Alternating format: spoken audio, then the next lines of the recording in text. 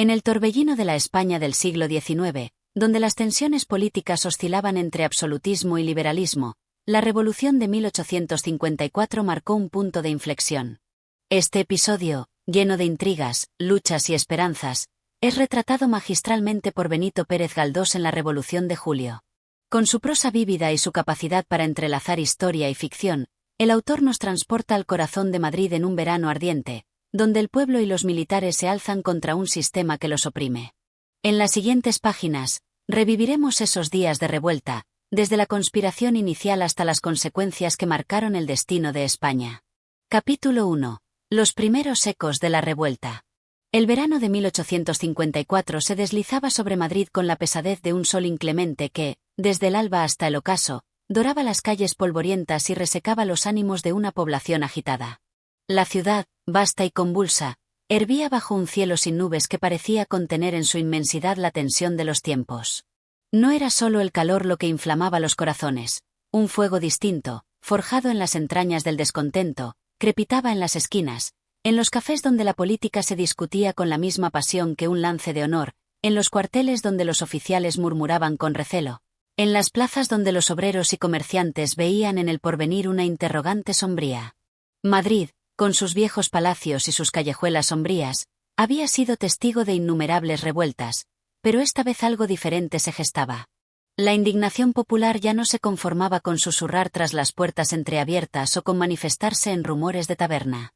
La ciudad respiraba revolución. Se percibían las miradas inquietas de los ciudadanos, en los mensajes que corrían de mano en mano con la prisa de una fiebre incontenible, en los soldados que, en lugar de disipar las dudas de la gente, participaban con ellas, compartiendo su impaciencia y su hastío. Los nombres de Espartero y O'Donnell resonaban en las conversaciones de los conspiradores, como si fueran los heraldos de una justicia largamente esperada. El pueblo, cansado del gobierno de Sartorius, de la corrupción que se enroscaba en la corte como una serpiente insaciable, empezaba a ver en la rebelión la única senda posible. No eran solo los militares quienes hablaban de cambio. En los talleres y en las fábricas, en los mercados y en las casas de los comerciantes, las mujeres susurraban a sus esposos, los padres miraban a sus hijos con una mezcla de preocupación y esperanza, y los jóvenes, con la impetuosidad propia de su edad, soñaban con la gloria de una lucha que aún no conocían. En los rincones oscuros de la ciudad, donde las sombras de la noche ocultaban mejor las intenciones, se urdían planes y se pronunciaban discursos en voz baja. En una taberna de la calle de Toledo, un grupo de hombres se congregaba en torno a un mapa, trazando líneas invisibles sobre la madera de la mesa con la certeza de que en esos trazos se dibujaba el porvenir. Eran oficiales descontentos, intelectuales perseguidos y ciudadanos hartos de las promesas incumplidas. Uno de ellos, de barba espesa y mirada ardiente, alzó su copa y dijo con voz firme: «No esperemos más. La chispa está encendida, y Madrid solo aguarda el viento propicio para que la llama estalle». Afuera, la ciudad respiraba con el pulso contenido de quien aguarda un desenlace inevitable. La revolución no era aún visible en las calles, pero su esencia impregnaba cada rincón, cada palabra pronunciada en secreto, cada mirada que se cruzaba con inquietud. El viejo régimen, anquilosado en sus privilegios, aún no lo sabía, pero su final ya había comenzado a escribirse. Capítulo 2. La chispa de la Vicalvarada. El alba del 30 de junio de 1854 amaneció con un resplandor mortecino sobre los campos de Vicálvaro, como si el mismo sol dudara en alzarse sobre una jornada que prometía teñirse de sangre y pólvora. Un aire denso, cargado de presagios, flotaba sobre las llanuras donde la caballería realista avanzaba con la calma de quien confía en la victoria. Pero en el horizonte, más allá del temblor de la tierra bajo los cascos de los caballos, se alzaba el polvo de otra marcha, la de aquellos que, cansados de la opresión, habían decidido alzar la voz con el único lenguaje que la historia parecía escuchar, el de las armas. Los hombres de O'Donnell no eran una tropa cualquiera. No marchaban solo con fusiles y sables, sino con la certeza de que su causa tenía raíces profundas en el descontento de un pueblo que anhelaba la justicia. Sus corazones latían al ritmo de un tambor invisible, marcado por años de promesas rotas, de impuestos injustos, de privilegios enquistados en un sistema que favorecía siempre a los mismos. A su lado marchaban otros soldados, algunos aún dudosos, otros con la convicción férrea de quienes han decidido jugarse la vida por un ideal. Los primeros disparos resonaron con la violencia de un trueno contenido. La pólvora desgarró el aire y las balas trazaron su silbido mortal entre la niebla de la mañana. La caballería realista se desplegó con la disciplina de una máquina bien aceitada, pero pronto encontró resistencia en una línea que no retrocedía. La batalla de Vicálvaro no fue solo un enfrentamiento militar, fue un símbolo, un primer rugido de la tempestad que estaba por desatarse en toda España. O'Donnell, con su uniforme polvoriento y su espada desenvainada, cabalgaba entre sus hombres con la determinación de quien ha apostado todo a una sola carta. En sus ojos ardía la llama de la ambición, pero también la certeza de que la historia lo observaría con juicio implacable. A su lado, otros oficiales gritaban órdenes, arengaban a los soldados, señalaban el campo de batalla como si con ello pudieran alterar el destino que allí se forjaba. Mientras tanto, en Madrid, la noticia del enfrentamiento comenzaba a filtrarse entre las callejuelas y los mentideros. Los cafés se llenaban de rumores, los mercados bullían con susurros y en los barrios obreros se respiraba un aire de inquietud expectante. ¿Sería este el inicio de una nueva era o solo otra revuelta sofocada antes de nacer? En una taberna de la Plaza Mayor, un anciano, curtido por los años y las decepciones de otras revoluciones fallidas, bebía lentamente su vino, escuchando a los más jóvenes debatir con entusiasmo encendido. ¿No lo entendéis?, dijo al fin, golpeando la mesa con el vaso vacío. No basta con ganar una batalla. No basta con levantar fusiles. Lo que importa es lo que venga después. Pero los jóvenes no le escuchaban. Para ellos, la victoria era inminente, el cambio inevitable. No sabían aún que la historia es caprichosa, que las revoluciones se alimentan de esperanza, pero también de traiciones y de intereses ocultos. La batalla en Vicálvaro continuaba, y con cada disparo, con cada carga de caballería, la revolución de julio tomaba forma. La chispa había prendido.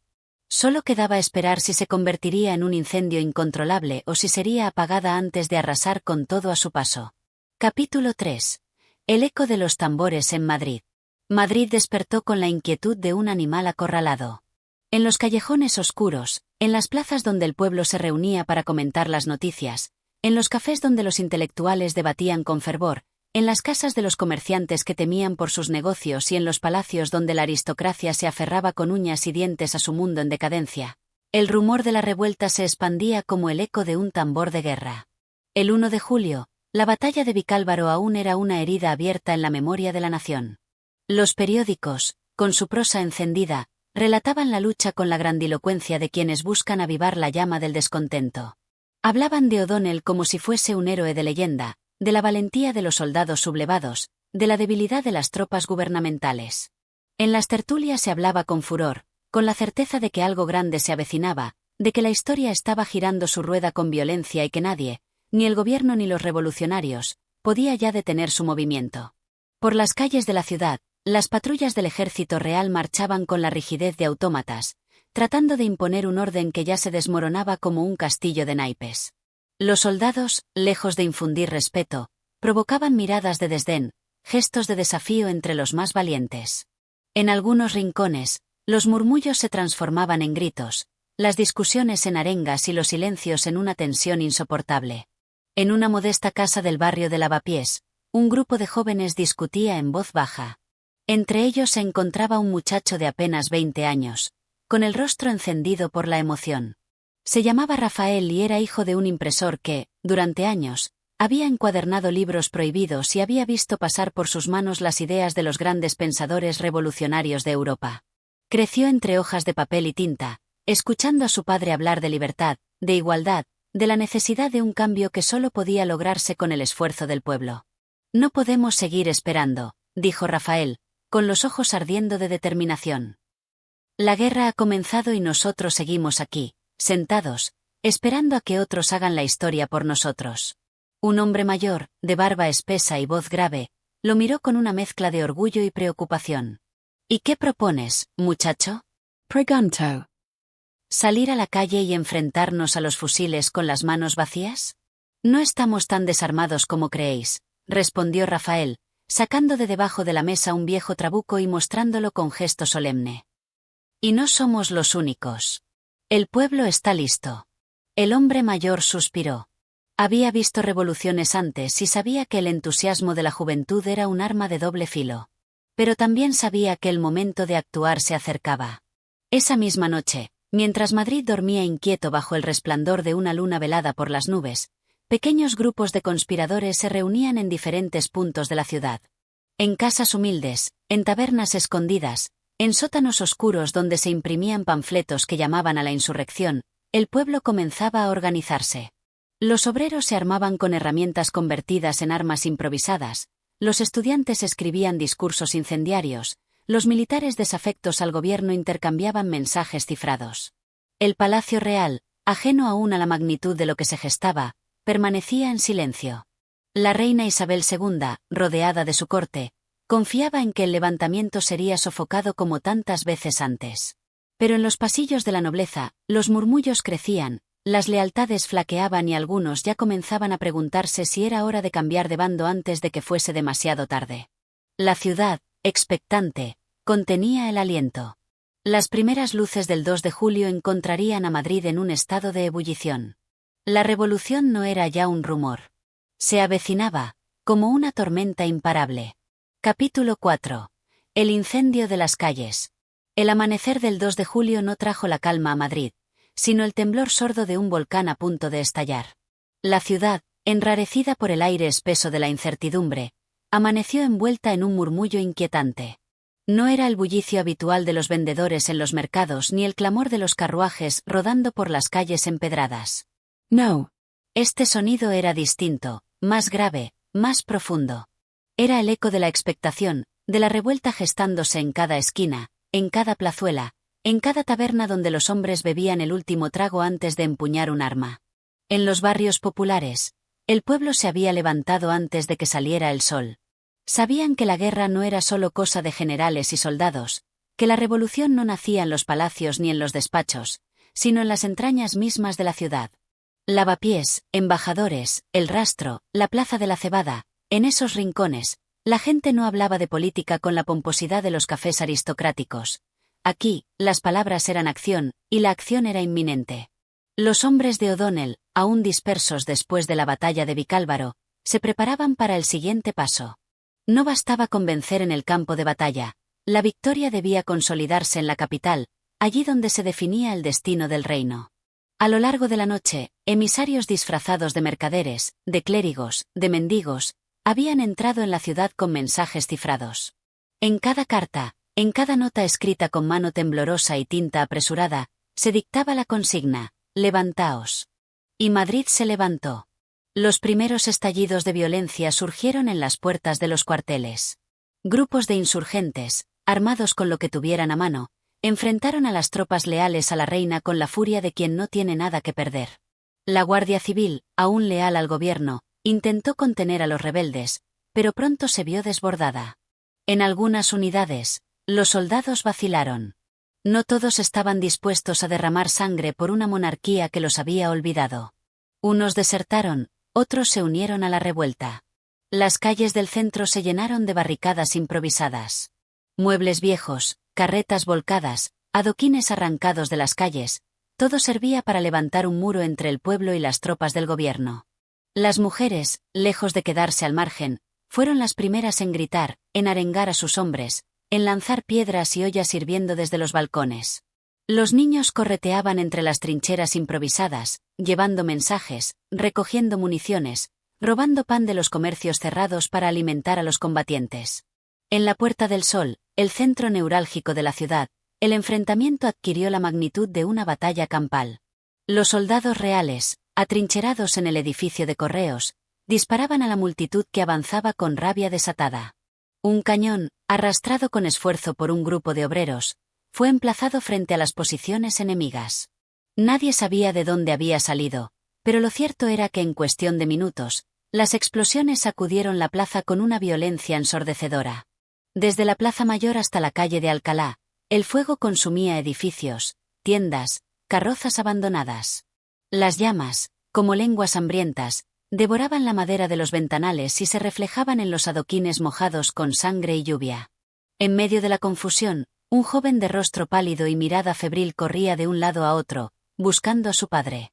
Rafael, aquel muchacho que la noche anterior había discutido con los revolucionarios en Lavapiés, se había lanzado de lleno a la lucha.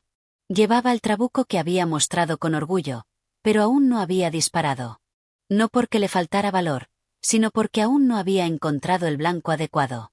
De repente, un oficial realista, con el uniforme desgarrado y la cara tiznada de pólvora, apareció a pocos metros de él. Rafael levantó el arma. El tiempo pareció detenerse. ¿Acaso este hombre no era también un hijo de España? ¿Acaso no tenía familia, ilusiones, sueños? El soldado giró la cabeza, los ojos cargados de pavor y cansancio, y en un instante de compasión mutua, ambos bajaron sus armas y se alejaron en direcciones opuestas. Pero la guerra no tenía tiempo para dudas. Un disparo resonó en la plaza. Rafael sintió un golpe en el pecho y cayó de rodillas. Desde una ventana cercana, su padre lo vio todo. El anciano impresor, aquel que había enseñado a su hijo sobre justicia y libertad, gritó con una desesperación que heló el corazón de quienes lo escucharon. Madrid ardía, y con él, los sueños de quienes habían apostado su vida por un nuevo amanecer. Pero la revolución no se detenía. Seguía avanzando, imparable, como una marejada furiosa que aún tenía mucho que decir. Capítulo 5. Sangre en los baldosines. Las campanas de las iglesias sonaban con un estrépito angustiante, como si el bronce mismo compartiera el temblor de la ciudad. Madrid, esa urbe de callejuelas enmarañadas y plazas vibrantes, se había convertido en un escenario de muerte y lucha. El aire olía a pólvora, a sudor y a desesperación, y las sombras de los edificios se alargaban sobre los cadáveres tendidos en las aceras, como si la misma ciudad los cubriera con un sudario de piedra y polvo. La revolución no era ya un grito contenido en las tabernas ni un murmullo de conspiraciones entre pasquines clandestinos. Era un monstruo desatado, devorando cada rincón de la urbe. No había tregua ni resquicio para la piedad. En la calle de Carretas, las tropas gubernamentales intentaban recuperar el control, pero los insurrectos se aferraban al empedrado como raíces viejas que no ceden al hacha. A cada carga de los soldados, el pueblo respondía con una lluvia de cascotes, con navajas afiladas, con fusiles robados de arsenales mal vigilados. Las barricadas ya no eran solo montones de madera y escombros. Eran fortalezas improvisadas, erigidas con la desesperación de quien sabe que la derrota significa la horca o el exilio. Tras una de ellas, con el rostro tiznado de hollín y el cuerpo empapado de sudor, una mujer se erguía desafiante. Se llamaba Antonia, y no tenía más armas que una navaja y la rabia de haber perdido a su hermano en la carga de la Plaza Mayor. Sus ojos, negros y encendidos como carbones, reflejaban la determinación de quien ha dejado el miedo en el umbral de su casa incendiada. Por cada uno de los nuestros que caiga, caerán dos de ellos. Gritó, su voz surcando el aire espeso de pólvora. El grito fue recogido por la multitud como un estandarte invisible. Los disparos resonaban como truenos en la tormenta de la batalla, y las nubes grises de la pólvora envolvían la ciudad en una penumbra de fuego y humo. Mientras en las calles se desataba el combate, en los despachos del gobierno, la desesperación vestía uniforme y charreteras doradas. La reina, resguardada en palacio, apenas se atrevía a preguntar qué sucedía más allá de los muros de su fortaleza de mármol y terciopelo. Sus ministros hablaban en voz baja, con la tensión de quienes saben que la historia se escribe con sangre y que sus nombres podrían figurar en la última página. El general Narváez, con su expresión de bulldog cansado, golpeó la mesa con el puño cerrado. Si no tomamos la ciudad antes del anochecer, estaremos perdidos. Sus oficiales asintieron con gravedad. Sabían que la guerra no se ganaba solo con balas, sino con la voluntad de los que las disparaban. Y en ese momento, la voluntad del pueblo parecía una llama imposible de extinguir. Pero la historia es caprichosa, y la fortuna gira como una moneda en el aire antes de decidir en qué bando caerá. Al caer la tarde, en la calle de Atocha, un escuadrón de dragones de la reina irrumpió con una carga brutal. Los caballos, envueltos en penachos de espuma, pisoteaban sin distinción a combatientes y civiles. Las bayonetas centelleaban bajo la última luz del sol, arrancando gritos y vida a su paso. Antonia vio caer a sus compañeros uno tras otro, y cuando la silueta de un soldado real se cernió sobre ella, supo que su lucha llegaba al final. Pero antes de que la espada descendiera sobre su pecho, un disparo rompió el aire. El soldado tambaleó y cayó de su montura. Detrás de la barricada, un joven de mirada ardiente sostenía un trabuco aún humeante. Era Rafael, el muchacho que, horas antes, había vacilado frente a un enemigo. Esta vez, no hubo duda en su dedo al apretar el gatillo. Madrid seguía ardiendo. Y con cada llamarada, la revolución escribía su destino en la piel de la ciudad. Capítulo 6. El vuelo de la libertad. La noche se cernía sobre Madrid como un manto pesado, bordado con sombras de humo y sangre. El cielo, ennegrecido por los incendios, reflejaba el eco de la batalla en cada estrella temblorosa. Los gritos de los heridos se entremezclaban con el chocar de las espadas y el silbido letal de las balas. No había paz en ninguna calle, ni refugio en ninguna casa. La revolución, despierta como una bestia insomne, rugía con más fuerza que nunca. En una de las esquinas de la Plaza Mayor, Rafael se encontraba aún con el trabuco en las manos, su mirada fija en el horizonte en llamas. Sus dedos temblaban, pero no de miedo, sino de una emoción que no alcanzaba a nombrar. Sabía que la muerte podía alcanzarlo en cualquier instante, pero también comprendía que había algo más grande que su propia existencia en juego. A su lado, Antonia respiraba con dificultad. La lucha había sido feroz, y su cuerpo estaba marcado por el esfuerzo y la fatiga. Pero sus ojos, esos ojos oscuros que reflejaban la bravura de su alma, aún ardían con la llama de la resistencia. «No podemos quedarnos aquí», murmuró ella, limpiándose la sangre de la frente con el dorso de la mano. «Nos acorralarán antes del amanecer». Rafael asintió, pero en su interior sabía que las calles ya no ofrecían rutas seguras. Cada esquina podía ser una trampa, cada puerta cerrada podía esconder una amenaza. El enemigo avanzaba con la furia de quien ha sido desafiado y busca recuperar su trono de hierro y miedo. Desde el otro extremo de la plaza, el sonido de tambores retumbó en la noche, seguido del bramido de un cañón. El impacto sacudió la tierra, derrumbando parte de un muro cercano. El polvo se alzó en una nube densa, y los gritos se multiplicaron como si la ciudad misma gimiera en su agonía. Fue entonces cuando vieron la bandera. Al otro lado de la plaza, ondeando entre el humo y la ceniza, un estandarte rojo se alzaba desafiante contra la negrura de la noche. Era el emblema de los insurrectos, el símbolo de una lucha que no había nacido ayer ni terminaría mañana. Antonia tomó a Rafael del brazo y le señaló el estandarte con un gesto decidido. «Allí está nuestro destino». Sin más palabras, comenzaron a correr, sorteando escombros y cuerpos, esquivando las balas que silbaban a su alrededor como avispones de muerte. Sus corazones latían al unísono con el estruendo de la batalla, sincronizados con la voluntad de una ciudad que se negaba a rendirse. Al llegar a la barricada donde ondeaba la bandera, encontraron un grupo de revolucionarios resistiendo con lo poco que les quedaba. Eran rostros marcados por la desesperación, pero también por la férrea determinación de quienes saben que luchar es la única opción. Un hombre mayor, con la chaqueta desabrochada y la pólvora impregnada en la piel, los miró con dureza. «Si habéis venido a morir, bienvenidos seáis». Rafael apretó los dientes y cargó su trabuco. «Hemos venido a pelear». La batalla arreció con renovada intensidad. Los soldados del gobierno avanzaban con la precisión de una maquinaria bien engrasada, cada fila sustituyendo a la que caía. Las barricadas temblaban bajo la presión, y los insurrectos se veían empujados hacia el centro de la plaza, donde la única salida era la resistencia o la muerte. Antonia, con su navaja en mano, peleaba como un espíritu vengador, moviéndose entre el caos con la destreza de quien ha aprendido a sobrevivir en la adversidad. Rafael, con cada disparo, sentía que su destino se entrelazaba más con la historia de aquella noche eterna. Pero entonces, como si el propio destino jugara una última carta, se escuchó un estruendo aún más fuerte que todos los anteriores.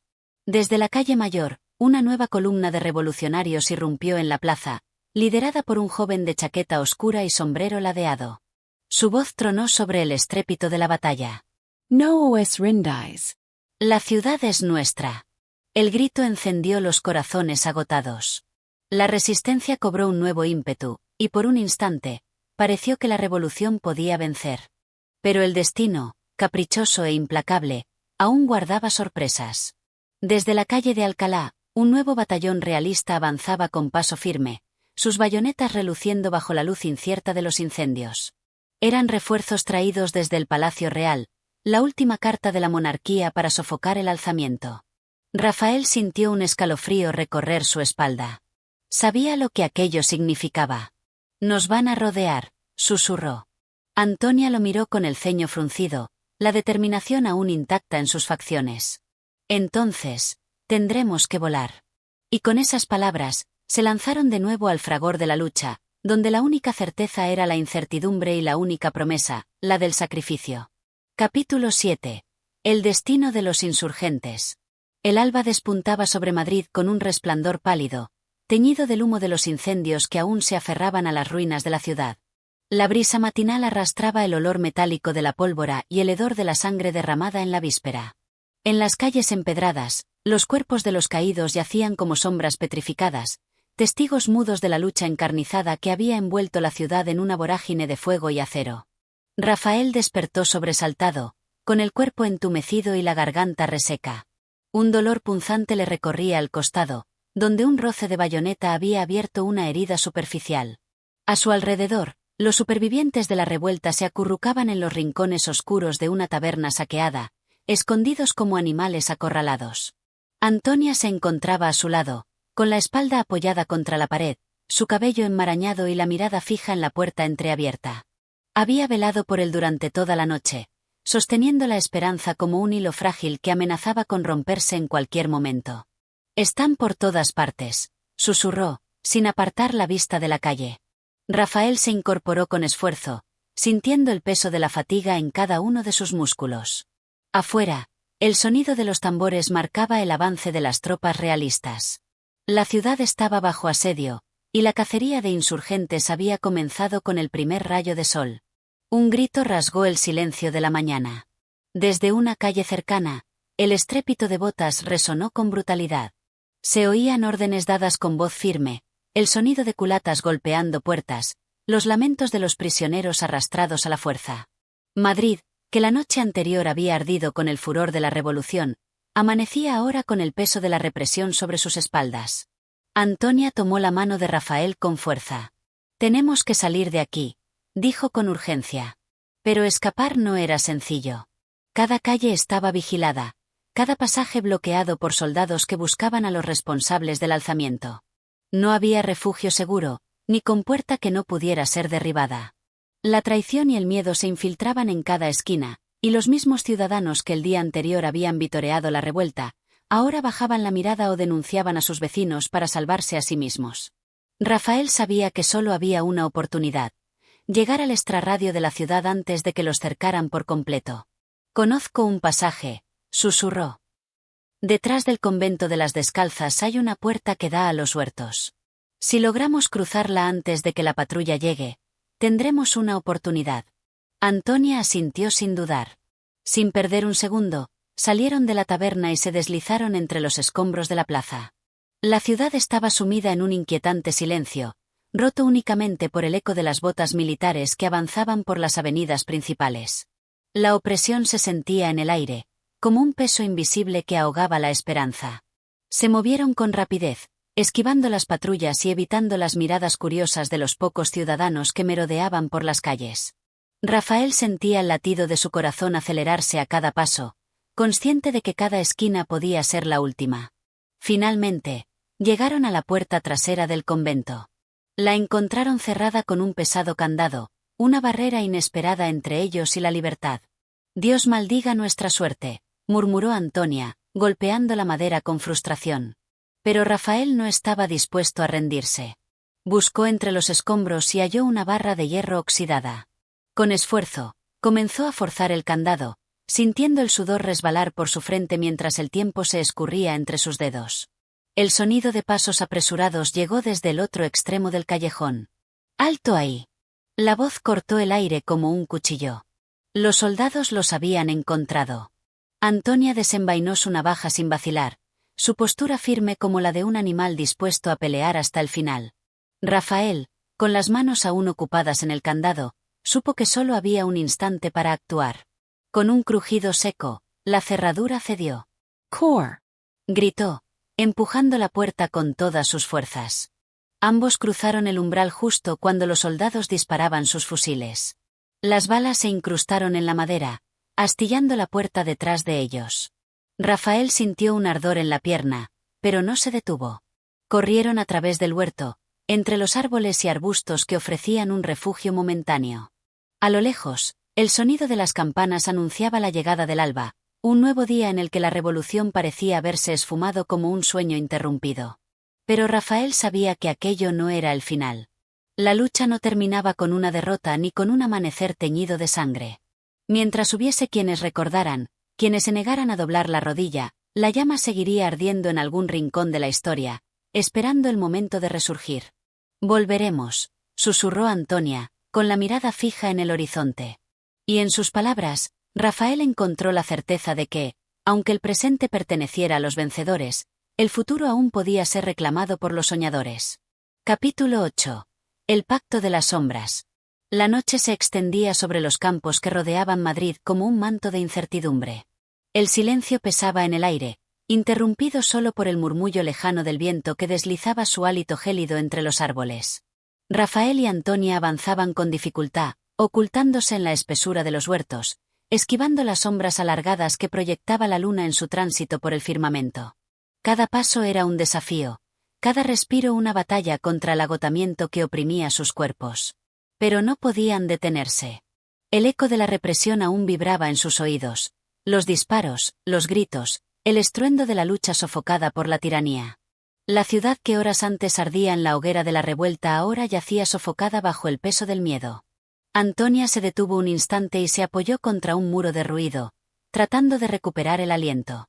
¿Cuánto más?, susurró. Rafael miró a su alrededor. Conocía aquel sendero, un antiguo camino olvidado que conducía hacia las tierras del viejo conde de Aranda, un noble de ideas inciertas y ambiciones ocultas. Allí, entre los corredores subterráneos de su palacio, podrían hallar un refugio temporal, una pausa en su huida desesperada. No mucho, respondió él. Pero debemos movernos antes del amanecer. No había descanso para los perseguidos. Los aliados de la penumbra. La finca del conde se alzaba sobre una colina, su silueta recortada contra el cielo estrellado. El portón principal estaba cerrado, pero Rafael conocía otro acceso, una galería subterránea que corría bajo la casa, usada antaño para contrabando y encuentros clandestinos. Se deslizaron por la maleza hasta una entrada disimulada entre las raíces de un viejo olmo. Rafael apartó la maraña de hojas secas y halló la puerta de madera carcomida que guardaba el túnel. Un golpe seco, una presión firme, y la cerradura cedió con un gemido oxidado. Antonia le lanzó una mirada inquisitiva. «Parece que has estado aquí antes». «Hace años», admitió Rafael, sin añadir más. Descendieron por el estrecho pasadizo, sus pasos resonando en las paredes de piedra. El aire estaba impregnado de humedad y de un leve aroma a vino añejo, restos de antiguas barricas olvidadas en aquel rincón del pasado. Avanzaron con cautela hasta que divisaron una luz tenue al final del corredor. Al doblar la esquina, se encontraron con una figura encorvada junto a una mesa. «Así que la revolución aún respira», dijo una voz grave. El conde de Aranda los miraba desde su asiento, sus manos entrelazadas sobre la madera pulida. A su alrededor, un grupo de hombres y mujeres observaba a los recién llegados con expresiones recelosas. «¿Vienes a traerme la victoria, Rafael, o la muerte?», preguntó el conde. «Vengo a traerle la verdad», respondió Rafael, sosteniendo la mirada del anciano. El dilema del poder. Durante horas, la discusión se extendió en la penumbra de aquel refugio. Había quienes aún creían que la revolución podía renacer, que un nuevo levantamiento era posible si se gestaba con paciencia y estrategia. Otros, en cambio, veían la lucha como una causa perdida, una quimera condenada a la derrota. «El pueblo ha sido traicionado», gruñó un hombre de rostro curtido, apretando los puños sobre la mesa. «Nos vendieron antes de que pudiéramos tomar el control». «Siempre hay traidores», intervino Antonia, con una frialdad que hizo estremecer a más de uno. «Pero eso no significa que la causa esté muerta». El conde de Aranda guardó silencio por un instante. Su mirada se perdió en la llama temblorosa de un candil, como si buscara en su memoria las respuestas que nadie podía darle. «La lucha no se gana solo con fuego», musitó. «Se gana con astucia, con pactos en la sombra». Rafael sintió un escalofrío recorrer su espalda. «¿Estás sugiriendo negociar con el enemigo?». El conde sonrió con amargura. «Estoy sugiriendo que la guerra no siempre se libra en los campos de batalla. A veces, la victoria se teje en los salones, en los acuerdos secretos, en los pactos que nadie pronuncia en voz alta». La encrucijada. La noche avanzaba sin piedad, y con ella, la incertidumbre. Rafael entendía la realidad cruel de aquellas palabras, pero algo en su interior se resistía a aceptarlo. No había derramado sangre, no había arriesgado su vida solo para terminar doblegado ante los mismos verdugos que pretendían sofocar la llama de la libertad. Pero, ¿y si no había otra opción? Antonia lo observó con intensidad, como si pudiera leer sus pensamientos. Si seguimos este camino, dijo, debemos estar preparados para lo que venga. Lo estamos, susurró Rafael, aunque no estaba seguro de que fuese cierto. El conde de Aranda se levantó de su asiento. Entonces será mejor que descanséis, dijo. Mañana, el destino de la revolución se decidirá entre las sombras. Y con esas palabras, la noche los envolvió, arrastrándolos hacia el insondable abismo de la historia. Capítulo 9. El eco del pasado. La mañana se desvelaba lentamente sobre los campos, al igual que una criatura temerosa de dar el primer paso hacia la luz. El cielo, aún teñido de sombras, parecía premonitorio, como si el sol mismo estuviera retrasando su aparición ante el peso de lo que estaba por suceder. Las primeras luces, tímidas y dubitativas, apenas conseguían atravesar el espesor de la niebla que cubría la tierra. Madrid se encontraba, en aquel momento, suspendida en una paz momentánea que se sentía ajena y falsa, como una calma antes de una tormenta. Rafael y Antonia caminaban en silencio por la senda desierta, una senda que conducía a lo que quedaba del mundo que una vez conocieron. Las huellas de la batalla seguían marcadas sobre la tierra, como cicatrices abiertas, revelando los restos de la resistencia que se había ido desmoronando bajo el peso de la opresión. Había algo inquietante en la quietud de los campos. Las aves, que antes cantaban sin cesar, ahora estaban calladas, y el aire parecía pesado, cargado de una tensión palpable. El silencio era más fuerte que cualquier palabra. Es extraño, dijo Antonia, rompiendo la calma que los envolvía. Todo parece muerto. La ciudad parece haber desaparecido bajo el peso de la derrota. Rafael miró al horizonte, donde las sombras aún se extendían como un manto funesto. El eco de las campanas, que sonaban de manera intermitente, anunciando la llegada de una nueva jornada, era un recordatorio de que la vida, aunque seguía su curso, había cambiado para siempre. No es la ciudad la que ha desaparecido, respondió él, sus ojos fijos en el horizonte. Somos nosotros quienes hemos desaparecido. En los ojos de los que quedan, ya no hay recuerdos de lo que fuimos. Antonia lo miró, buscando una respuesta, pero las palabras se quedaron atrapadas en su garganta. Sabía que tenía razón. El pueblo, antes lleno de esperanza y fervor, ahora solo estaba marcado por la indiferencia y el miedo. La revolución, que había comenzado con el clamor del pueblo y la promesa de un futuro distinto, se había convertido en un murmullo apagado que se ahogaba entre las ruinas. La gente ya no se atrevía a alzar la voz. Había aprendido a callar ante el hierro de los soldados, ante el látigo de los poderosos. El regreso a la ciudad. El viaje hacia Madrid parecía interminable. Cada paso que daban los acercaba más a la ciudad, pero también los sumía más en la sensación de pérdida. No había regresado nadie después de la batalla, y los pocos que lo intentaron nunca llegaron a las puertas de la ciudad. La amenaza de las patrullas, la traición de aquellos que se habían plegado a los intereses de los opresores, había convertido el regreso en un viaje de desesperación. La ciudad misma se había vuelto extraña para ellos, como si fuera un lugar ajeno, irreconocible. Rafael recordaba las calles bulliciosas, los mercados llenos de voces, los cafés donde se reunían los ideales, las plazas donde se forjaban los sueños. Ahora, esas mismas calles estaban vacías, desiertas, como si la ciudad misma hubiera decidido exiliarse, escapar de lo que se había convertido en su destino. Al llegar a la periferia, se detuvieron en un promontorio que les ofrecía una vista panorámica de Madrid. La ciudad se extendía ante ellos, desordenada y sucia, las fachadas de los edificios rotas, las tejabanes ennegrecidas por el humo de las llamas. ¿Qué nos queda ahora?, preguntó Antonia, con la voz quebrada por la incertidumbre. Rafael no pudo responder de inmediato. Se sintió como un espectador en su propia vida, como si el tiempo hubiera dejado de tener sentido, como si estuviera atrapado en un ciclo del que no podía escapar. La revolución, con todos sus sueños y sacrificios, parecía ahora un sueño lejano, una sombra de lo que había sido. Lo que nos queda, dijo finalmente, mirando a Antonia con ojos llenos de tristeza y determinación, es seguir adelante. No importa lo que hayamos perdido, no importa lo que el destino haya decidido para nosotros. No podemos permitir que la memoria de los caídos sea olvidada. La llegada de la traición. Pero el camino hacia la ciudad no estaba libre de obstáculos. A medida que avanzaban hacia las primeras calles, comenzaron a oírse pasos rápidos y voces bajas. Unos pocos soldados, que patrullaban la zona, se acercaban hacia ellos. Rafael y Antonia se refugiaron en la sombra de un edificio derrumbado, observando en silencio. Los soldados no parecían haber notado su presencia, pero en sus rostros se reflejaba la tensión de aquellos que no sabían si estaban cazando a enemigos o simplemente esperando el momento de ser atacados. De repente, uno de los soldados se detuvo, como si algo lo hubiera alertado. Miró hacia el edificio y, por un momento, Rafael sintió que sus corazones se detenían en sus pechos. Los soldados habían reconocido algo en su presencia, algo en su mirada que les resultaba familiar. En un abrir y cerrar de ojos, el miedo se apoderó de ellos. Antonia, siempre alerta, susurró con rapidez. «Corremos hacia la derecha». Rápido.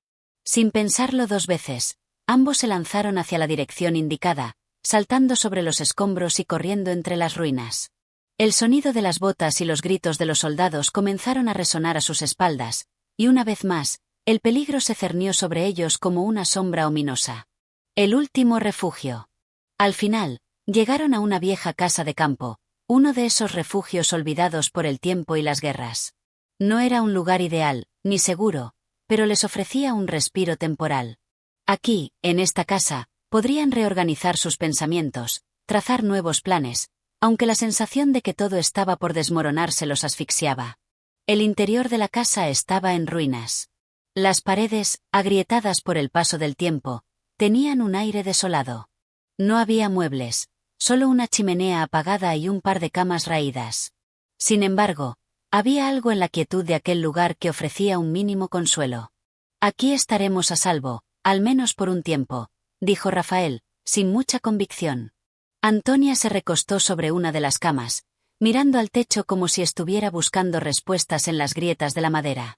«¿Realmente podemos seguir así?», preguntó, en un susurro. Rafael la miró, sus ojos llenos de una determinación renovada. «Lo que hemos hecho hasta ahora, todo lo que hemos luchado, no puede terminar así. La historia no termina con una derrota. Si la revolución ha muerto, entonces necesitamos dar vida a otra. La última esperanza». La noche se cerró sobre ellos, y en su interior se encendió una última chispa de esperanza. Quizás, después de todo, aún quedaba algo por salvar. Quizás la verdadera batalla aún estaba por librarse. El eco del pasado resonaba en sus oídos, pero en sus corazones ardía una certeza inquebrantable. El futuro aún estaba por decidirse, y la historia no se escribiría sin ellos. Capítulo 10. El reencuentro de los destinos. La luz del día ya se había desvanecido por completo cuando Rafael y Antonia, agotados y exhaustos por el esfuerzo, llegaron al pequeño refugio donde habían encontrado algo de consuelo.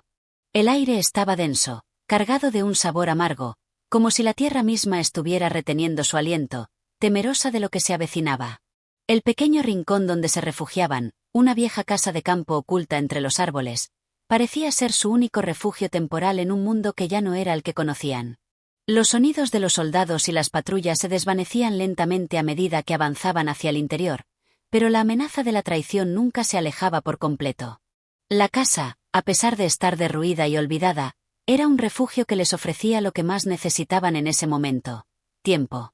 Pero ese tiempo se agotaba, y con él, la sensación de seguridad se desmoronaba lentamente. Las ventanas rotas dejaban pasar el viento frío, y la chimenea apagada no conseguía ofrecerles el calor necesario para mitigar el constante miedo que les acechaba. Rafael se sentó junto a una mesa de madera envejecida, los dedos jugando nerviosamente con una carta amarillenta que había encontrado en el suelo. La carta no era más que un trozo de papel sin firma, pero en sus líneas se reflejaba una amenaza, un presagio de lo que podría suceder si no tomaban una decisión rápida. Su mente, agotada por los eventos que habían vivido, luchaba por encontrar claridad. En sus ojos brillaba la determinación de un hombre que no se rendiría, pero también había una sombra de duda, una duda que le carcomía por dentro. La revolución, el pueblo, todo lo que habían soñado, ¿realmente valía la pena? «Rafael, ¿qué vamos a hacer?», preguntó Antonia, interrumpiendo sus pensamientos. Su voz sonaba baja, casi rota. La mirada de sus ojos reflejaba el cansancio de todo lo que habían vivido, pero también una chispa de esperanza que no podía morir. Él levantó la mirada, encontrándola a su lado. El tiempo no había sido benévolo con ella, pero en su rostro seguía existiendo la fuerza de aquella mujer que había luchado a su lado. No podía, ni quería, rendirse ante la fatalidad. Lo que debemos hacer, dijo Rafael, tomando un profundo respiro, es algo que va más allá de esta casa, de este refugio temporal. No podemos quedarnos aquí, esperando que el tiempo nos alcance. Hay algo más grande en juego, Antonia. La historia no ha llegado a su fin, y no seremos nosotros quienes permitamos que se olvide. Ella asintió lentamente, como si comprendiera las palabras de Rafael, aunque la incertidumbre seguía atormentando su alma. El destino había puesto a prueba sus convicciones de muchas formas, y cada vez que parecía haber una oportunidad de cambio, algo o alguien intervenía para recordarlos de lo frágil que era la esperanza en tiempos de guerra. El regreso de los fantasmas del pasado. Mientras la noche avanzaba y la casa se llenaba de la oscuridad propia de los rincones más olvidados, un sonido inusitado llegó a sus oídos. Era un eco lejano, un ruido que parecía venir de las profundidades del bosque. Al principio, pensaron que era el viento, o incluso el crujir de los árboles al moverse. Sin embargo, a medida que el sonido se hacía más cercano, el frío recorrió la espina dorsal de ambos. No había duda, algo o alguien se acercaba. Rafael y Antonia intercambiaron una mirada fugaz antes de levantarse de inmediato, alertas. Aunque ya estaban acostumbrados a la amenaza constante de los soldados y las patrullas, aquella presencia les parecía distinta. Había algo en el aire, una sensación indescriptible, que les decía que no era un simple ruido cualquiera. ¿Quién crees que es?, susurró Antonia, aferrándose a su brazo mientras avanzaban hacia el pasillo de la casa. Rafael no pudo responder. El sonido continuó, cada vez más fuerte, más cercano. Como un reloj implacable que marcaba el ritmo de sus corazones. Sabían que no había tiempo para dudar. La sensación de que algo estaba por ocurrir, algo que marcaría el futuro de todos, se apoderó de ellos. Al salir al pequeño jardín que rodeaba la casa, vieron una figura aproximándose entre la neblina de la noche. La figura era alta, oscura, con una capa que se movía con el viento como una sombra errante. La figura avanzaba sin prisa, pero con una determinación evidente. Rafael y Antonia se quedaron inmóviles, observando. La figura se detuvo a unos pocos metros, y un silencio denso se extendió entre ellos. ¿Quién eres?, preguntó Rafael, su voz firme a pesar de la incertidumbre. La figura no respondió de inmediato. Luego, como si el viento hubiera transportado sus palabras, una voz grave y conocida llegó a sus oídos. Soy alguien que ustedes conocen muy bien. Alguien que pensaron muerto, olvidado en las ruinas del pasado. Rafael sintió un estremecimiento al escuchar esas palabras. Aquella voz, aunque distorsionada por los años y el sufrimiento, era inconfundible. En un abrir y cerrar de ojos, el pasado regresaba con toda su fuerza, trayendo consigo los recuerdos de lo que habían perdido. «No puede ser», exclamó Antonia, con la incredulidad escrita en el rostro. La figura avanzó un paso más, levantando la capa con un gesto solemne. Cuando la luz de la luna finalmente iluminó su rostro, Rafael y Antonia se quedaron paralizados. Delante de ellos, estaba Carlos, un viejo amigo que había desaparecido en los primeros días de la Revolución. Su rostro estaba marcado por el sufrimiento, pero sus ojos brillaban con una determinación que no había perdido. La traición de los viejos amigos. Carlos les miró con una mezcla de tristeza y pesar. Sus ojos reflejaban el peso de la traición, pero también el dolor de haber estado atrapado en un destino que no había podido controlar. No me miren así. No he venido a traicionaros, a condenaros. He venido porque la revolución no ha muerto. No ha muerto, pero hemos de actuar rápido. Rafael frunció el ceño, dudando de la sinceridad de aquel regreso. Había demasiadas sombras en la historia de Carlos, demasiados secretos no resueltos. ¿Cómo sabemos que podemos confiar en ti?, preguntó, con desconfianza. Carlos dejó caer la capa, revelando su rostro de una vez por todas. La vida le había cambiado, le había marcado con huellas visibles, pero el fuego de sus ideales seguía brillando en su interior. No esperéis palabras fáciles. Sabéis cómo soy. Pero ahora, el tiempo se acaba. Hay algo más grande en juego. Si no actuamos rápido, lo perderemos todo. Rafael, por un momento, no pudo responder. Las dudas seguían nublando su juicio, pero algo en el tono de Carlos le dijo que la historia no había terminado aún. Que había una última oportunidad. Que la batalla final estaba por llegar. Y, aunque no sabía qué traiciones o dificultades les aguardaban, lo único que podía hacer era seguir adelante. La última esperanza. El viento se levantó, arrastrando con él las últimas huellas del día.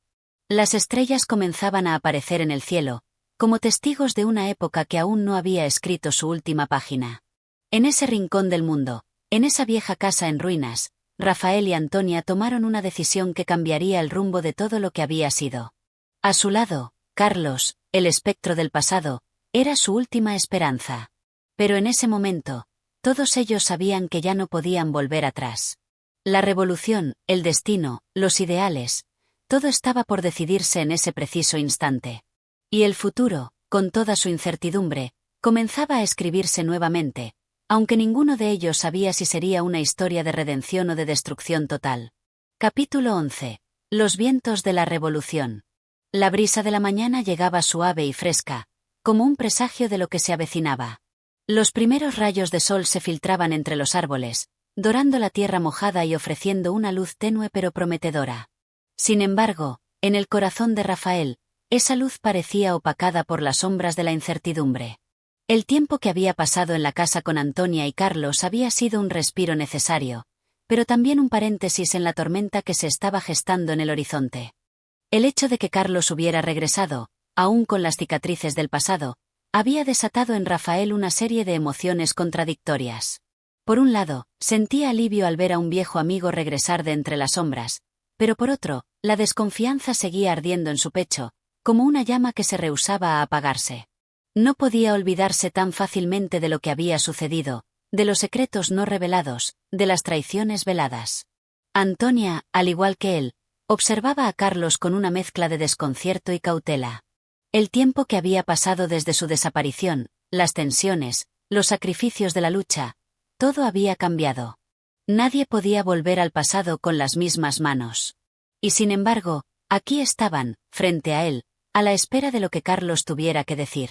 Carlos, dijo finalmente Rafael, rompiendo el silencio que se había instalado en la habitación, ¿por qué has vuelto? Si estuviste tan cerca de nosotros y ahora apareces con tantas sombras a tu alrededor, ¿qué es lo que realmente deseas? Carlos, sin apartar su mirada de ellos, respiró profundamente, como si estuviera buscando las palabras correctas.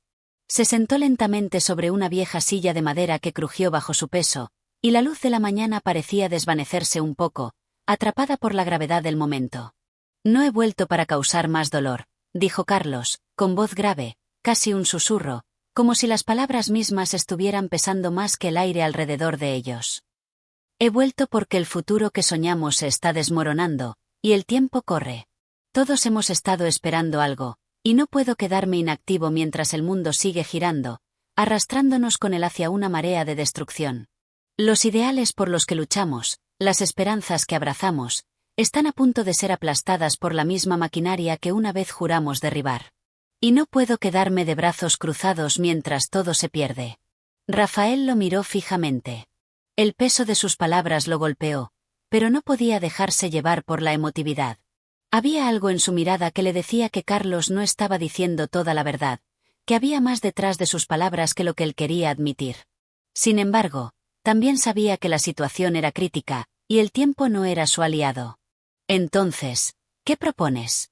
Preguntó Antonia, con voz firme. Había en ella una determinación que no había sido alterada por los meses de incertidumbre. La revolución, la lucha por la justicia, seguía siendo su causa, aunque el camino hacia ella estuviera plagado de dudas y traiciones. Carlos se levantó de la silla, sus movimientos lentos pero seguros, como si cada paso estuviera lleno de un significado profundo.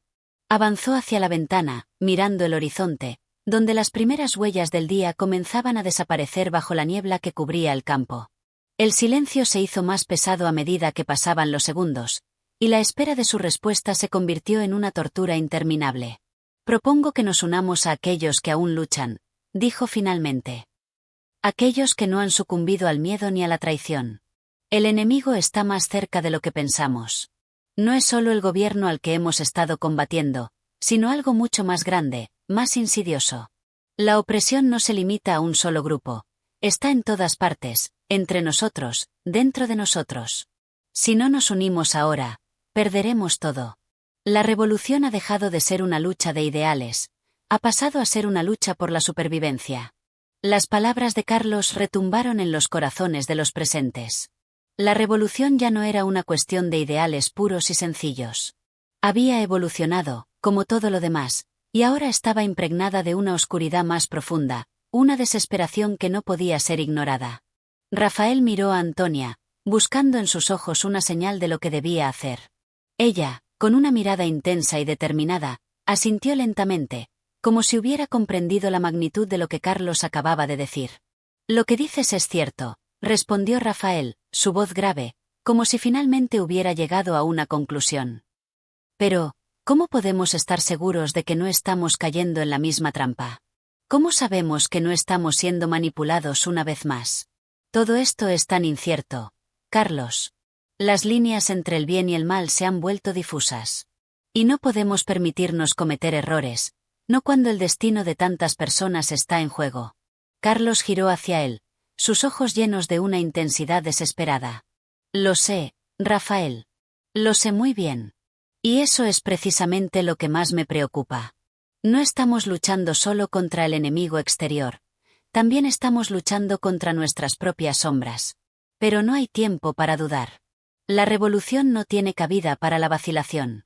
Si no nos unimos, si no actuamos ahora, seremos testigos de nuestra propia destrucción». El aire en la habitación se volvió pesado, como si todo a su alrededor hubiera quedado suspendido en un instante de tensión infinita. El pasado, el presente y el futuro parecían fusionarse en esa pequeña habitación, y todos los recuerdos, los sacrificios, las traiciones, y las promesas rotas se apoderaron de la mente de Rafael. «Entonces, ¿qué debemos hacer?», preguntó finalmente Antonia, con voz serena, como si ya hubiera tomado una decisión, como si el peso del futuro estuviera sobre sus hombros, y ya no le quedara otra opción que aceptarlo. Carlos sonrió levemente, un gesto de amargura en sus labios. «Debemos salir de aquí, unirnos a las fuerzas que aún están luchando, aunque todo nos diga que es un camino sin retorno. Pero debemos hacerlo con los ojos bien abiertos, con la conciencia de que no hay vuelta atrás. La lucha no será solo por la libertad, sino por nuestra propia humanidad. Si perdemos esto, perdemos todo lo que somos». El viento soplaba más fuerte afuera, y el sonido de las hojas arrastradas por la tormenta parecía como el eco de las palabras de Carlos. La revolución, esa fuerza que había movido a tantos, que había inspirado a tantos otros, ya no era solo un ideal. Era una necesidad, un grito desesperado por no dejarse arrastrar por la marea que amenazaba con engullirlo todo. Rafael miró a Antonia una vez más, y en sus ojos vio la misma resolución que él sentía. No había vuelta atrás. La lucha, por dolorosa que fuera, era ahora su única opción. «Vamos», dijo él, con voz firme. «Es hora de que el destino nos encuentre. Y si hemos de caer, caeremos luchando, luchando por lo que creemos». El día ya había comenzado a romper con su luz opaca, pero en sus corazones, el verdadero amanecer había llegado. La revolución estaba en marcha, y con ella, el futuro, incierto y oscuro, pero lleno de la esperanza de aquellos que aún creían en un mañana mejor. Capítulo 12. El cielo y la tierra se estremecen. El aire estaba cargado de una densa niebla que parecía cubrir no solo el campo, sino también las mentes de aquellos que se preparaban para lo que vendría. La incertidumbre había alcanzado su punto más alto. Los vientos de la revolución, que antes soplaban con una fuerza renovadora, ahora parecían más erráticos y pesados, como si la propia tierra resistiera el cambio. La lucha, que antes se presentaba como un llamado glorioso hacia la libertad, ahora era percibida por muchos como una carrera hacia lo desconocido, una frontera nebulosa donde las esperanzas y los temores se mezclaban en una danza mortal. Rafael caminaba solo, sus pasos resonando en el suelo empapado mientras se adentraba en los campos que habían sido escenario de tantas batallas pasadas. Las huellas de la guerra aún eran visibles en el paisaje, las casas quemadas, los restos de las barricadas caídas, los árboles arrancados por las ráfagas de violencia. Todo aquello parecía decirle que el tiempo de la calma había terminado, que el futuro ya no era un concepto abstracto, sino una realidad inminente que reclamaba su cuota de sacrificio. La lucha por la revolución había dejado de ser un proceso limpio, idealista, lleno de convicciones. Ahora, cada alma que se encontraba en el campo de batalla lo hacía no por el sueño de un futuro mejor, sino por la urgencia de salvar lo que quedaba del presente, por proteger lo que aún podía ser salvado. Los ideales de justicia, igualdad y libertad, que tanto habían prometido durante los primeros días del movimiento, se desmoronaban bajo el peso de la crudeza del momento. A su lado, caminaba Carlos, su rostro marcado por la fatiga y la preocupación. Las cicatrices de la guerra no solo eran visibles en su cuerpo, sino en su espíritu, y Rafael sabía que, en el fondo, él también luchaba con las sombras del pasado, con los fantasmas que lo perseguían. La tierra está cansada, dijo Carlos, rompiendo el silencio que había pesado entre ellos durante todo el trayecto. Hemos cavado demasiados surcos de sangre, demasiados caminos de dolor. La revolución ha devorado todo lo que tocaba, incluso a los que la defendían. Pero aún hay algo por lo que luchar. Rafael lo miró de reojo, percibiendo la melancolía en sus palabras. No eran solo las palabras de un hombre cansado, sino de un alma que había visto demasiado para volver a ser la misma. ¿Qué queda por lo que luchar, Carlos? Preguntó, con una voz que sonó más quebrada de lo que esperaba. ¿Qué queda cuando la tierra misma está tan desgarrada que ya no puede ofrecer más frutos, cuando el cielo parece decirnos que hemos cruzado una línea que no podemos volver a traspasar? Carlos no respondió de inmediato. Se detuvo un momento y miró hacia el horizonte, donde las primeras sombras de la tarde se extendían sobre el campo. Parecía estar buscando algo en el vacío, como si esperara encontrar en la lejanía una respuesta que él mismo no había sido capaz de hallar. Queda el sueño, dijo finalmente, su voz profunda y cargada de una fuerza que Rafael no había esperado. Queda la esperanza, aunque parezca perdida.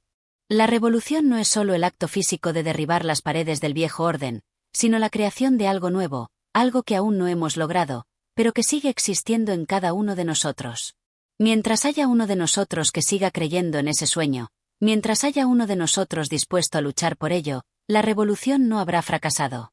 Rafael, mirando el rostro de su compañero, comprendió en ese momento que lo que decían no era solo retórica, no era solo el eco de las viejas promesas de lucha. Había algo más profundo, algo que seguía latiendo en el fondo de sus corazones, algo que los impulsaba a seguir adelante, a pesar de las cicatrices, a pesar de la certeza de que nada sería igual. Pero, ¿qué era ese sueño, realmente? La libertad, la justicia, la igualdad, eran palabras que ya no tenían el mismo peso. Había sido testigos de cómo esas mismas palabras se habían retorcido en las manos de aquellos que las habían usado para manipular, para dividir, para destruir. Y ahora, aquellos que aún se aferraban a ellas parecían ser los mismos que habían renunciado a sus principios por el peso de la guerra, por la presión de la desesperación. No es suficiente con soñar, Carlos, respondió Rafael, con la voz tensa, como si el peso de esas palabras le diera forma a sus propios temores. No podemos seguir luchando por un ideal que hemos visto desvanecerse. La revolución ya no es solo una cuestión de ideales. Es una cuestión de supervivencia. Y si caemos en esa trampa, si caemos en el sueño de que todo puede ser salvado, nos condenamos. Carlos lo miró fijamente, sus ojos ahora llenos de una intensidad que le transmitía una extraña mezcla de desafío y resignación. Entonces, ¿qué hacemos?, preguntó, y en su voz había un atisbo de desesperación que Rafael no había notado antes. ¿Nos quedamos aquí, esperando que todo se derrumbe sin hacer nada? ¿Esperamos que el futuro nos llegue por sí solo, sin que hagamos un esfuerzo por construirlo? Rafael no sabía qué responder. La verdad era que no había una respuesta clara. No había una fórmula sencilla para arreglar el caos que se había desatado. No había una solución rápida para los horrores que ya habían atravesado. La revolución, en su forma más cruda y aterradora, les había arrebatado su juventud, sus ideales, sus certezas.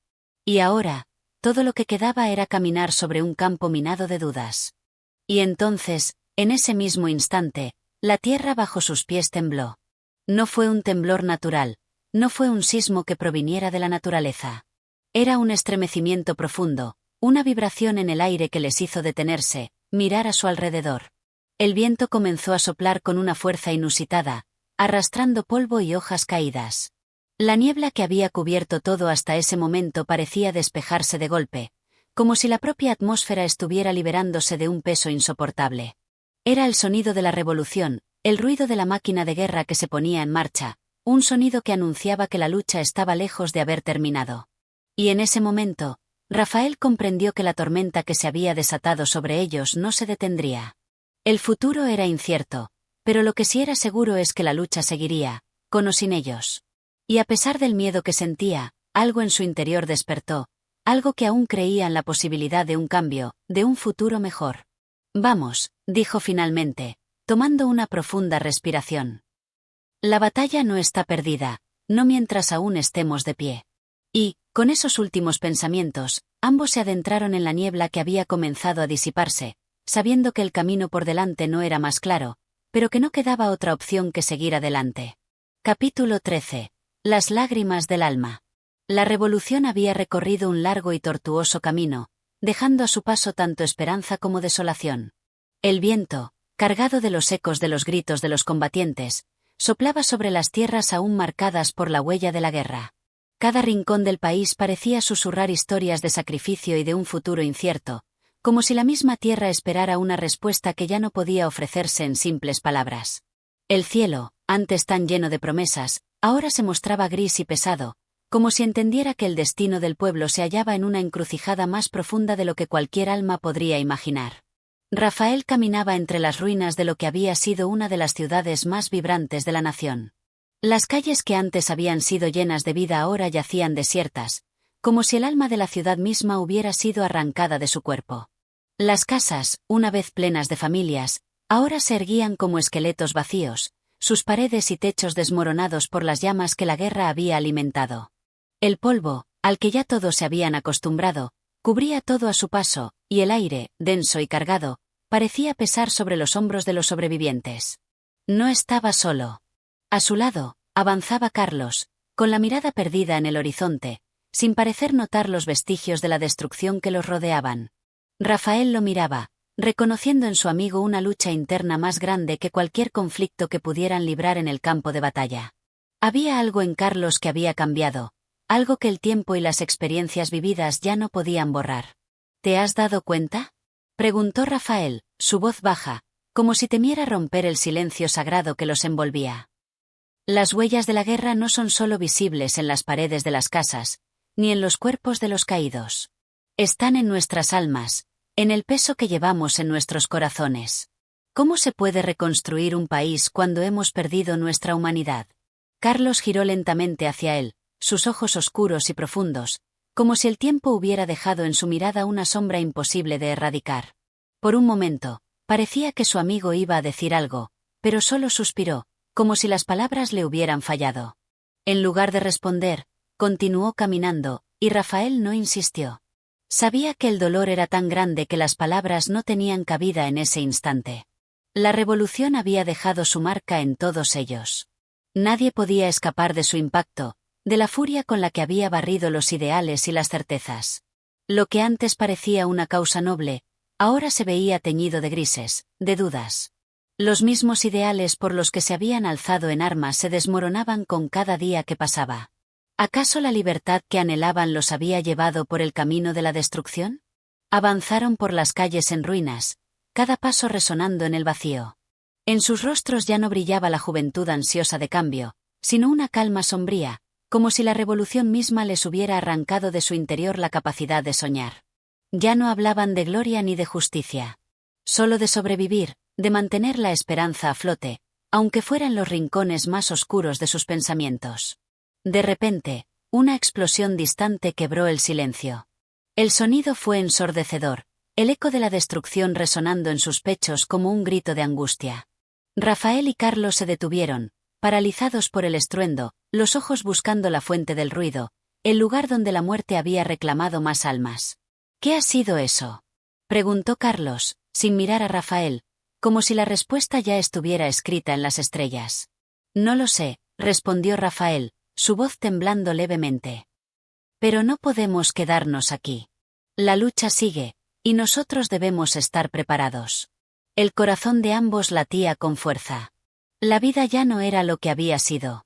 Los ideales de libertad, de justicia, que tanto habían defendido, se desmoronaban como castillos de arena frente a la fuerza de la realidad.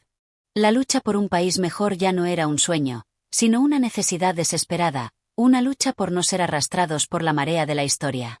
Siguieron adelante, sin rumbo fijo, guiados por la corriente que los arrastraba, sin saber exactamente hacia dónde los llevaría. Las calles, llenas de escombros y restos de las viejas vidas que alguna vez habían florecido allí, parecían más que nunca el reflejo de sus propios pensamientos. La ciudad estaba destruida, como sus propios ideales.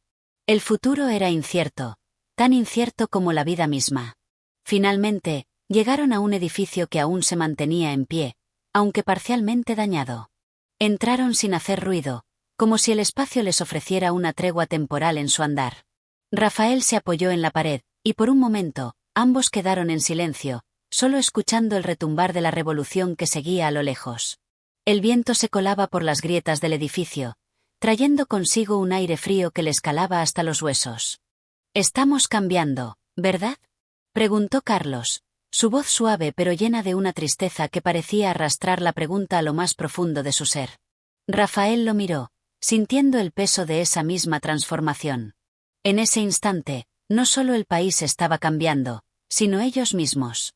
Sus almas, antes llenas de fuego y pasión, ahora se sentían desbordadas por la fatiga, por la incertidumbre de lo que estaba por venir. «Sí, estamos cambiando», respondió finalmente, su voz tan suave como la de su amigo. «La revolución nos ha transformado, y no solo en cuerpo, sino en espíritu. Quizás no sea lo que esperábamos, pero seguimos siendo nosotros, aunque hayamos perdido mucho de lo que fuimos». Carlos asintió en silencio, mirando a través de la ventana rota. El cielo, antes oscuro, comenzaba a iluminarse con los primeros rayos del alba. A lo lejos, el sonido de los cañones seguía resonando, pero ahora parecía más lejano, como un eco perdido en el vasto espacio del tiempo. La guerra continuaba, y con ella, la lucha por algo más grande, algo que ni siquiera ellos podían comprender en su totalidad. En ese momento, Rafael entendió que la revolución no solo era una lucha contra el viejo orden, sino también contra ellos mismos, contra las dudas que habían nacido en sus corazones. La guerra había dejado cicatrices profundas, pero en cada cicatriz había también una lección, una verdad que solo se podía conocer en la oscuridad, cuando todo lo que quedaba era caminar hacia lo desconocido. Y así, en el silencio de aquel edificio en ruinas, ambos sabían que su viaje aún no había terminado. Lo que quedaba por delante era un camino de incertidumbre, de sacrificio, pero también de esperanza. La revolución, como todo lo humano, no era perfecta, pero aún podía dar frutos, aunque estuviera marcada por el dolor. El futuro no se escribiría solo con palabras de lucha, sino con las huellas de aquellos que, como ellos, decidían seguir adelante, sin importar lo que el destino les tuviera preparado. Capítulo 14. La sombra de la desilusión. El día comenzaba a desvanecerse lentamente, como si el mismo sol, cansado de tantas batallas, quisiera escapar de la mirada inquisitiva de un pueblo que ya no creía en promesas ni en ideales. La ciudad, aún agitada por las turbulencias de la revolución, parecía respirar con una fatiga palpable, como si el pulso de sus calles ya no estuviera marcado por la esperanza, sino por la incertidumbre y el desconcierto. Rafael y Carlos, ya no los jóvenes llenos de fervor que una vez cruzaron las montañas en busca de la libertad, caminaban ahora con los ojos cargados de una tristeza que solo la guerra sabe inocular en el alma humana. Cada paso que daban resonaba como un eco de las vidas perdidas, de las promesas rotas y de la libertad que, al parecer, se había desvanecido en el aire como el humo de los cañones. La calle por la que avanzaban estaba desierta. Los edificios, algunos derrumbados, otros apenas de pie, estaban cubiertos de grafitis y carteles que habían sido colocados en un frenesí de ilusión y luego olvidados, tal vez por el mismo pueblo que los había colocado.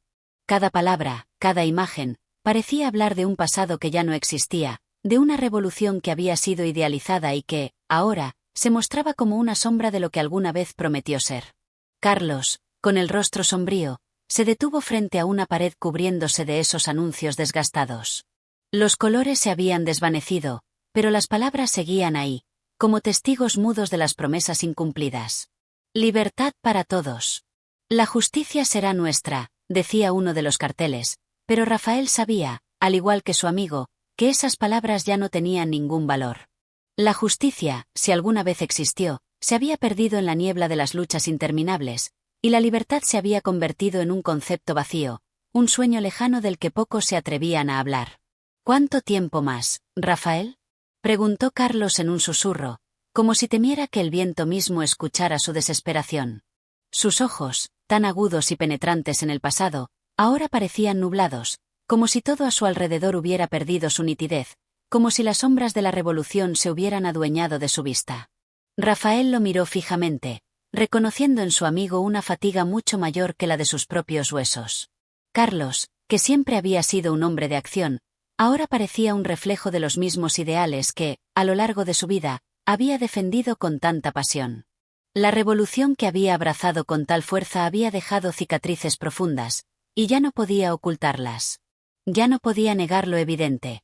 El mundo que habían soñado nunca llegó a ser. Y ahora, el futuro se presentaba ante ellos como una neblina espesa, donde todo parecía incierto y sombrío. No lo sé, Carlos. La verdad, creo que ninguno de nosotros lo sabe, respondió Rafael, su voz cargada de una melancolía que no había experimentado en mucho tiempo. Antes, había sido el primero en decir que la lucha debía continuar, que la revolución debía avanzar, pero ahora se encontraba buscando respuestas en un paisaje que ya no tenía sentido. La guerra, con toda su violencia y sus promesas vacías, había minado el espíritu del pueblo y, con ello, su propia esperanza. Los dos caminaron en silencio por las calles de la ciudad. El ruido distante de los cañones, aunque ya menos intenso, seguía retumbando en sus corazones, marcando el ritmo de sus pensamientos y de sus recuerdos. Rafael pensó en los primeros días de la revolución, cuando todo parecía tan claro, cuando las calles estaban llenas de banderas y las voces de los manifestantes retumbaban en los edificios, exigiendo un cambio que parecía al alcance de la mano. Sin embargo, como tantas otras revoluciones en la historia, la promesa de un futuro mejor se había desmoronado rápidamente, dejando solo la sombra de lo que había sido. Rafael y Carlos llegaron a un pequeño café, uno de los pocos lugares que aún permanecía en pie. Su fachada, aunque deteriorada por el paso del tiempo y los conflictos, aún ofrecía un refugio ante el caos exterior. Se sentaron en una mesa al fondo, rodeados por un ambiente cargado de humo y polvo, el cual parecía haberse colado en cada rincón del local. Las paredes estaban cubiertas de fotografías y recuerdos de tiempos pasados, cuando la gente se reunía aquí no para discutir sobre la guerra, sino para compartir sueños y esperanzas. Ahora, las mismas fotografías parecían burlarse de ellos, recordándoles lo que habían perdido. ¿Crees que algún día todo esto valdrá la pena? Preguntó Carlos, tomando una copa de vino que aún conservaba un sabor amargo, como su alma. Rafael se quedó pensativo por un momento. No sabía si debía contestar con la verdad o seguir alimentando las mentiras que se había dicho a sí mismo durante tanto tiempo. Pero no podía seguir engañándose. La respuesta era demasiado clara. La revolución no había logrado lo que prometió, y con cada día que pasaba, la desilusión se iba profundizando como una herida que nunca cicatrizaba. No lo sé. Tal vez, algún día, cuando miremos atrás, entenderemos lo que hicimos, y veremos si valió la pena, respondió finalmente, con un tono de voz que reflejaba la incertidumbre y el dolor que sentía en su interior. El silencio llenó la mesa. Ninguno de los dos sabía qué más decir. Las palabras ya no parecían suficientes para describir lo que sentían. El café, que antes era un lugar de encuentro, se había convertido en un refugio temporal, un espacio donde podían desconectarse del ruido de la guerra, aunque solo fuera por unos minutos. Lo que sí sé, dijo finalmente Rafael, después de un largo silencio, es que no podemos rendirnos. No importa lo que haya pasado, no podemos dejar que todo se pierda. Tal vez la revolución no haya traído lo que esperábamos, pero eso no significa que nuestra lucha haya sido en vano. Si no seguimos adelante, todo lo que hemos sufrido, todo lo que hemos perdido, no habrá tenido sentido. Carlos lo miró fijamente, sus ojos reflejando una mezcla de duda y esperanza. Tal vez no compartiera completamente la fe de Rafael, pero algo en su interior le decía que, en este momento, no podía dejarse llevar por la desesperación. Si aún quedaba algo por hacer, debía ser por el futuro, por las generaciones que aún no conocían el precio de la libertad. Tienes razón, amigo mío, dijo Carlos, con un suspiro profundo. A veces, la lucha no es por lo que vemos ahora, sino por lo que vendrá. Quizás nunca lleguemos a ver el fruto de nuestro esfuerzo, pero eso no significa que no valga la pena seguir plantando las semillas. En ese momento, ambos comprendieron que la verdadera revolución no solo era política, sino interna. La lucha por el cambio, por la justicia y la libertad, no solo residía en las calles, sino también en los corazones de aquellos que, como ellos, se negaban a rendirse. Aunque el futuro seguía siendo incierto, había algo que aún los mantenía en pie, la convicción de que el camino debía seguirse, sin importar cuán oscuro fuera. Capítulo 15. Los restos de la esperanza. La ciudad se encontraba en un estado de ruina, no solo física, sino también moral. Las calles, que antes vibraban con el entusiasmo de los manifestantes y los ecos de los discursos inflamados, ahora yacían vacías, como si hubieran sido abandonadas por las mismas ideas que las llenaron. El aire parecía denso, impregnado de polvo y de las huellas de una revolución que, si bien al principio había prometido un futuro luminoso, ahora parecía reducirse a una sombra, demasiado alargada y vacía para ser reconocida. Los edificios, que alguna vez fueron los refugios de los sueños y las esperanzas de los ciudadanos, se habían convertido en meros esqueletos de lo que fueron. Las paredes agrietadas contaban historias de días agitados, de noches interminables, de promesas y sacrificios, de hombres y mujeres que creyeron que el cambio estaba al alcance de la mano. Sin embargo, esas mismas paredes ahora apenas sostenían la estructura de lo que alguna vez fue una nación en pie, vibrante, llena de vida y de idealismo. Rafael y Carlos, al igual que muchos otros, caminaban con la cabeza baja, mirando el suelo, como si el peso de la ciudad les obligara a no mirar hacia arriba. La gente que pasaba junto a ellos ya no compartía los mismos rostros de antaño, la alegría se había ido, y en su lugar quedaban ojos vacíos, hombros encorvados, y bocas que ya no tenían nada que decir.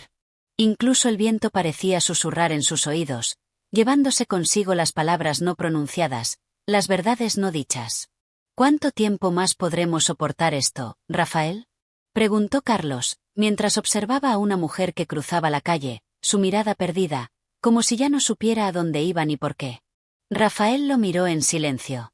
Sabía que su amigo esperaba una respuesta, algo que lo reconfortara, algo que le diera una razón para seguir adelante. Pero la verdad era que, como todos los demás, él también había perdido las palabras que solían llenar su vida. La revolución, esa misma que había dado esperanza a tantos, ya no era la misma. Se había convertido en un campo de escombros donde los sueños se desmoronaban uno a uno. No lo sé, respondió finalmente, con voz apagada, casi como si el cansancio le impidiera hablar con claridad. Había sido un hombre de acción, siempre dispuesto a luchar por lo que creía, pero ahora se encontraba atrapado en un mar de dudas.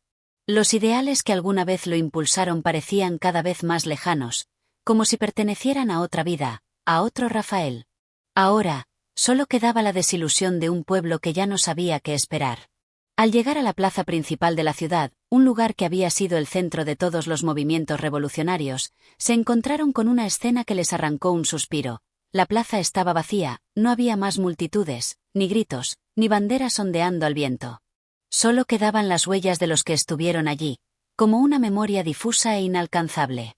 En el centro, una estatua que representaba a un líder caído, cuya figura había sido erigida con tanto fervor en el pasado, ahora se erguía en silencio, cubierta de polvo, casi ignorada por todos. Era el reflejo perfecto de lo que la revolución había dejado atrás, un monumento a la esperanza, ahora olvidado, como tantas otras promesas. Carlos, mirando la estatua, soltó una risa amarga. No era una risa de diversión, sino una risa vacía, que surgía de la profunda desesperación de quien sabe que ha perdido algo más grande que una batalla, algo más valioso que la misma libertad.